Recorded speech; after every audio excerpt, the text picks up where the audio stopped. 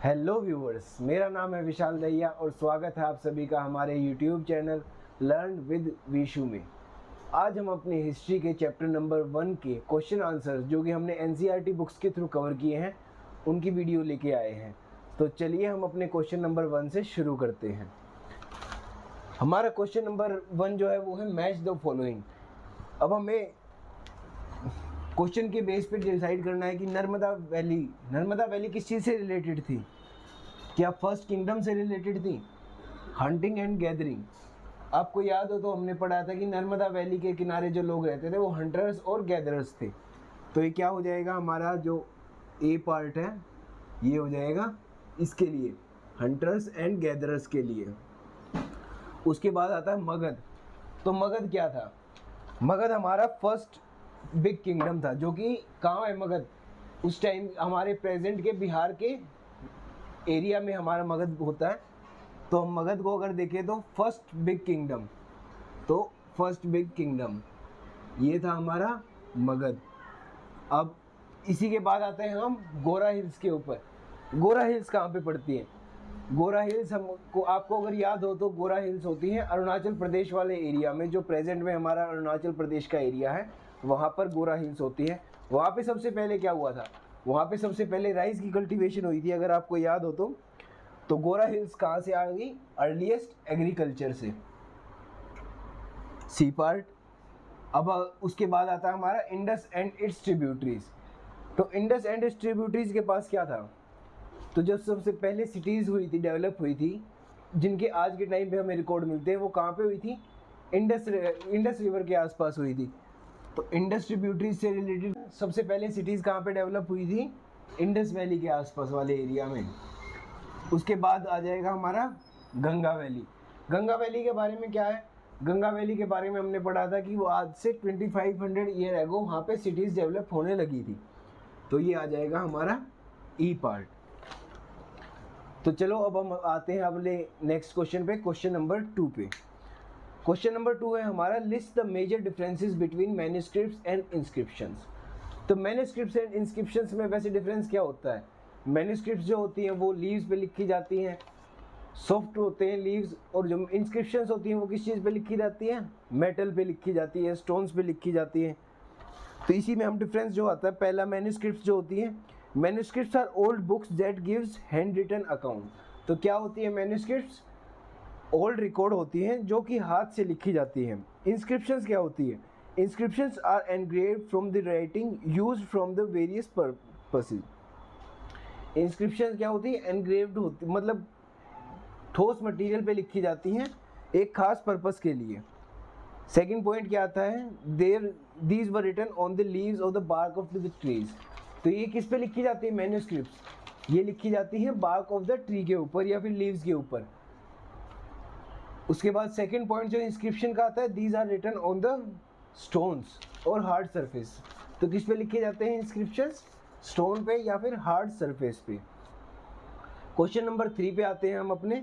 Return to Rashida's questions, can you think of something answer to it. तो राशिदा का question क्या था हमारा? आपने पढ़ा होगा, हमारा चैप्टर नंबर 1 जब स्टार्ट होता है तो उसमें सबसे पहले राशिदा का क्वेश्चन होता है कि भाई हमें अपने पास्ट के बारे में कैसे पता चलता है। तो Rashida's question was how could anyone know about what happened so many years ago. तो क्या क्वेश्चन था उसका कि इतने सालों पहले क्या हुआ था उस बारे में हमें आज के टाइम पे कैसे पता चलेगा।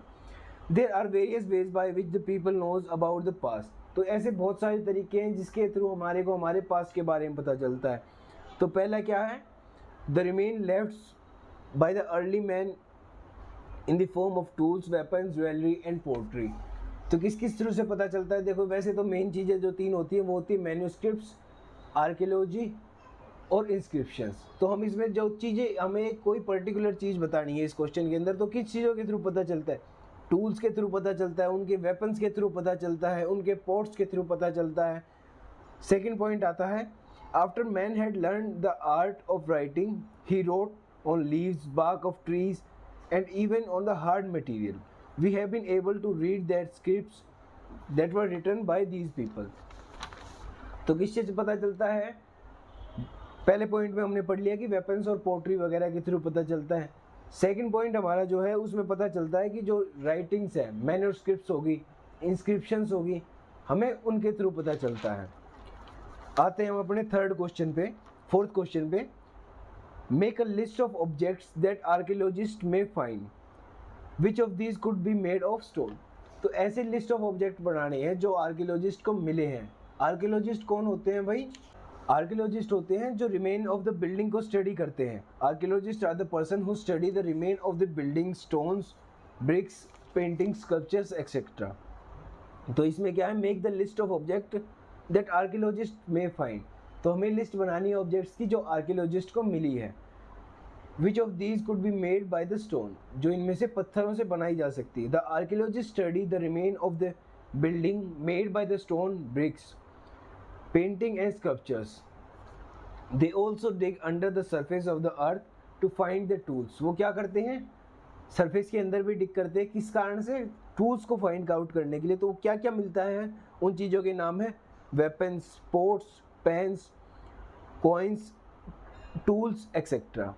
तो क्या क्या मिलता है भाई हमें? वेपन्स मिलते हैं, टूल्स मिलते हैं, उनके पोर्ट्स मिलते हैं, पेन वगैरह होते हैं जो मिलते हैं, लिखने वाला पेन नहीं, जो बर्तन वगैरह के तौर पे जो यूज़ करते हैं वो मिलते हैं, जो कि स्टोन से बने हुए हैं। Buildings were also made of the stone. तो जो उनकी बिल्डिंग्स होती थी वो भी स्टोन से बनी होती थी, तो वो उनके भी हमें सबूत मिलते हैं। अब आते हैं हम अपने नेक्स्ट क्वेश्चन पे।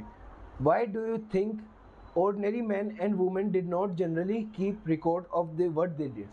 तो क्यों भाई जनरल मैन रिकॉर्ड क्यों नहीं रख पाता था? हमें ज़्यादातर सबूत जो मिलते हैं वो हमें मिलते हैं कि भाई किंग्स की अचीवमेंट क्या होती थी, उनके ऑर्डर्स जो होते हैं वो मिलते हैं, लेकिन एक जनरल मैन रिकॉर्ड क्यों नहीं रख पाता था?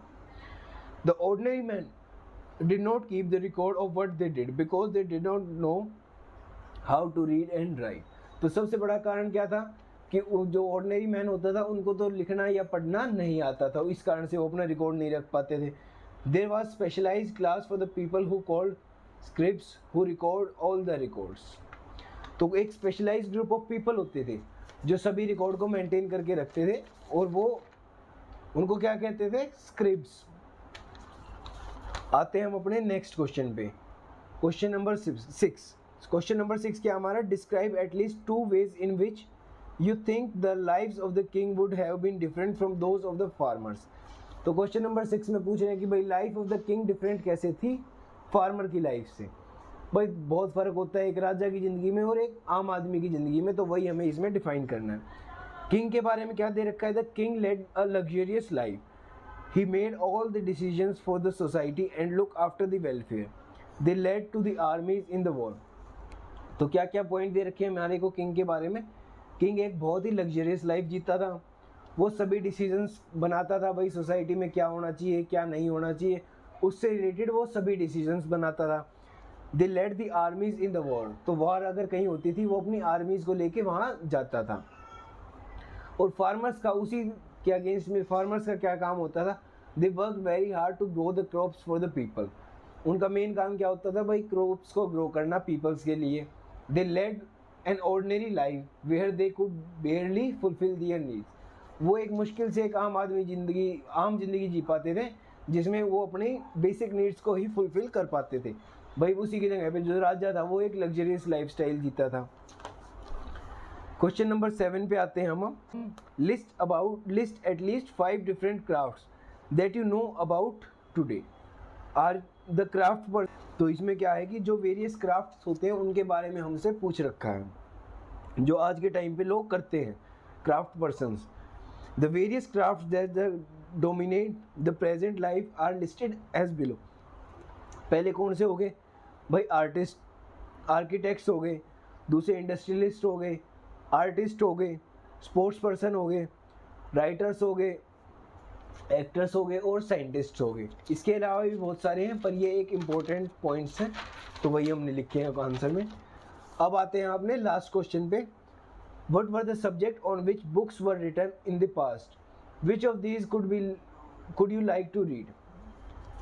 तो भाई हमारे पास्ट में कौन सी किताबें लिखी गई थी और इनमें से आप कौन सी पढ़ना चाहेंगे आप कौन सी पढ़ना चाहेंगे ये तो आपकी पसंद होती है भाई, कि क्या पढ़ेंगे क्या नहीं पढ़ेंगे। वैसे हम जो बेसिक आप ना सेकंड पोर्शन का आंसर आप अपने तरफ से लिखिए। फर्स्ट का आंसर हम बताए थे, subject on which books were written, किस पे लिखी जाती थी?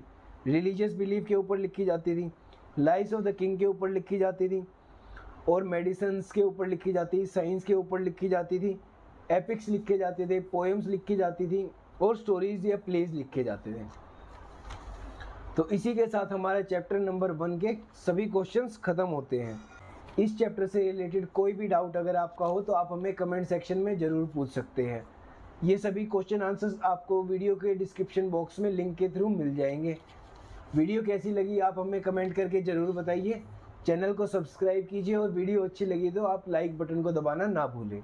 धन्यवाद।